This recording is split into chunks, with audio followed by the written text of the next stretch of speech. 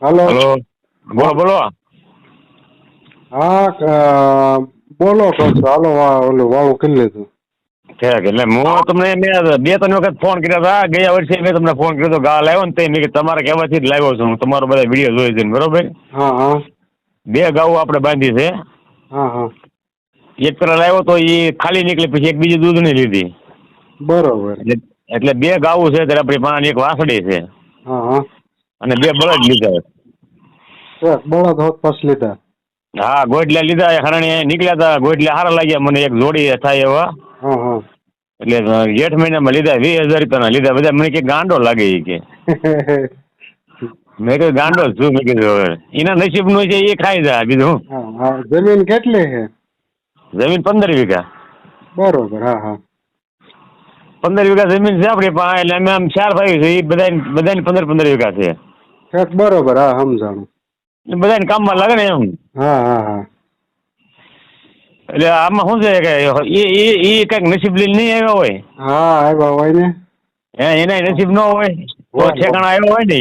હા હરણિયા લઈને નીકળ્યા હતા. હાવ મરી જાય હતા ને. હાવ નાના ગોટલે વેતા કર્યા વગરના હતા. બરોબર. મને આવી ગયા ધ્યાનમાં મેં લઈ લીધા. અત્યારે હાઈ ક્લાસ થઈ ગયા. તમને હું ખબર ફોટા મોકલીશ તમે તારે. કાંઈ વાંધો નહીં, મોકલજો. અને આમાં એક તમારું નામ એક બોલો તો અમે મેં સેવ કર્યો હે ને નંબર. હમ. એમાં ખાલી ગઢડા તાલુકો એવું જ લખ્યું હે, એટલે નામની મને બહુ નથી ખબર રહે. ગરડા, મારું ગામ ગરડા છે પ્રોપર. હા હા અને મારું નામ છે મોહનભાઈ દેવજીભાઈ. બરોબર. અને હું આ ગયા વર્ષથી જ ત્યાં ખેતીમાં આવ્યો છું. હા અને હા ગયા વર્ષથી આ અપનાવી છે પારકોતી ખેતી. તે તમારા વિડીયો જોઈ જોઈને. બરોબર. પછી આમાં વાવેતર કયું કયું છે? હું અત્યારે મારે તુવેર છે, સોયાબીન છે અને કપા છે. બરોબર. પછી રિઝલ્ટમાં કાંઈ ફેરફાર પડ્યો કેમ થયું? રિઝલ્ટમાં હું ઓલું અગ્નિઅસ્ત્ર છાંટું છું અને ખાટી સાઈઝ છાંટું છું. બરોબર. હા હા બરોબર. એટલે હજી મેં ઓલી દવા એક વાર છાંટી નથી. કપા સારો જ છે આપણે. બરોબર. હા હા સોયાબીન તો કાંઈ બહુ જરૂર ન હોય છાંટવાની. હા હા એવું છે બધું. કાંઈ વાંધો નહીં. હવે તો ગાયું બાંધી વાળે એટલે હવે તો રિઝલ્ટ અમથું તમારે આવશે. કારણ કે એનો ગૌમૂત્ર, સાણ, ગોબર જે કાંઈ રહ્યું એ જમીનમાં જશે ને. હા હા જમીન ઓટોમેટિક ફળદ્રુપ થવા મળશે તમારી. એમાં વધારે હું શું કરું છું, આંકડો અને ઓલું જીવામૃત 2 વસ્તુ વધારે પાવું છું. બરોબર. હવે આંકડામાં આપણે ભેગું નેનો ઉરિયા ઓલું ભૂમિકય બનાવી નાખવાનું છે. આપણો એક વિડીયો નવો નાખ્યો હે. હા, એ મેં કાલે જોયો. ઓલો ચોખા નાખ્યા ને 2 કિલો. હા હા એ પેલા બાફી અને એને 2-3 દી વાસી કરવાના છે. 2-3 દી આપણે સાઈડમાં ગમીને કંઈક મૂકી રાખવાના. હા, એ કાલે મેં તમારો વિડીયો જોયો. હા પછી હવે થોડુંક ચોખા પાણી બાજી. નાખીને ખીર જેવું હા હાવ થઈ જાય ને, રબડ જેવું. હા હા ત્યાર પછી ટીપણામાં નાખી દેવાનું. એટલે બધે મિક્સન થઈ જાય ખરેખર. પછી હવે મારે જે એક વયસમાં એક શેઢો જે છે ને, હા હા એની માટી હું જોઉં ને મને એમ તો ખાવાનું મન થઈ જાય. એવી માટી આવ એકદમ નરમ. હજી તમારે થોડીક શરૂઆત છે. 2-3 વર્ષ વીતી જાય છે ને હા હા સરખા વ્યવસ્થિત. ત્યાર પછી તમે એમાં હાલશો તો તમને આમ આમ આમ અનુભવ થાય છે. તમારો પગ તેમ દિશો ને હા શાક હા કાંટા ખાલી આવ્યો હોય ને તમે એમાં હાલો ને તો તમને એમ થાય વાહ ભાઈ જમીન બાકી છે આપણે એમ. પછી આપણે ઓલું જે જીવામૃત બનાવીએ હા એની અંદર અમારે જે શેઢામાં ઓલા છે ને આમાં ખોતરવી ને આપણે, હા હા એટલે અળસિયા બહુ નીકળે છે. એ અળસિયા અંદર નાખ્યા હોય ચાલે? એટલે અળસિયા નાખવાના શેમાં? હા, જીવામૃતમાં. ના ના એમાં નહીં નાખવાનું. એમાં તો ઈ જીવાત એવી બને ને હા હા એ આપણે પિયતમાં છંટકાવમાં દો ને એટલે અળસિયા જમીનની અંદર મરી નથી ગયા. હા હા તે પણ ઈ બધાય અંદર ઉતરી ગયા. વધારે 2.5 ફૂટની ઉપર આવતા જ નથી. શું કારણે કે એને મરવાની બીક છે. એટલે આપણે આ રાસાયણિક દવા ખાતર નાખવી છીએ ને હા હા નહીં, ઉપર આવતા જ નથી. અંદર ને અંદર રહ્યા છે. અને પછી નાખીને કાંઈક બિયારણ સાફ કર્યું એટલે કાંઈક હાવ બંજર બની ગઈ જમીન.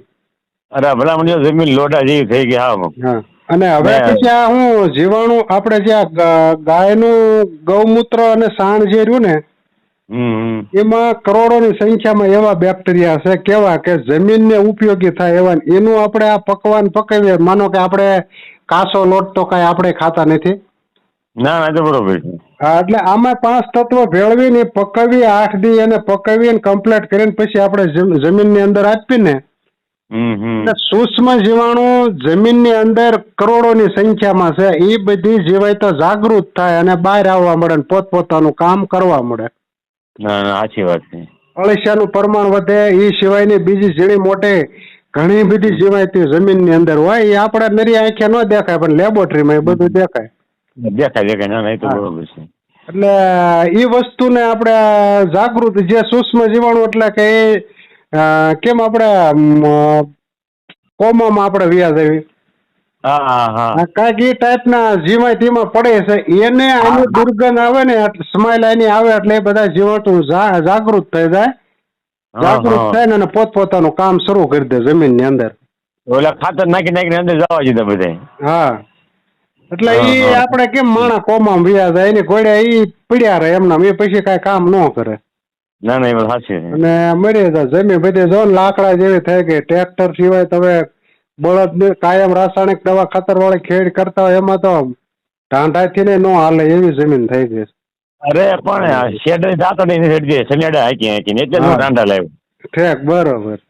મેં કે આ શેડ કે દાંતડી શક્તિ ને એક રાઈસ પાછું કોરું રહે આપણે બધું ભાંગી જાય. હા. પછી મેં તમારા વિડીયો બે ત્રણ જોયા તો તમે કીધું કે બળદ વગે એ બળદ પાસે એક વખત બધાને જવું પડશે. હા, ઈ આપણે બહુ જો કે એટલું અનુભવી ન કહેવાય પણ આપણે પરેશ ગૌસ્વામીના વિડીયો તો બધા જોવે હે ને આગાહી કરના. હા, એમાં આવે છે. હા, એની ચેનલમાં દર વખતે એની સ્કીન લખેલી જે હેઠે આવે ને એમાં લખેલું એક ધારું આવે છે. તમે 10 વર્ષ કેળે તમને સાંભળશે બળદ બધાને. એમાં એવું એ બાના આપણે બે જીવ હસવાય ને. હા.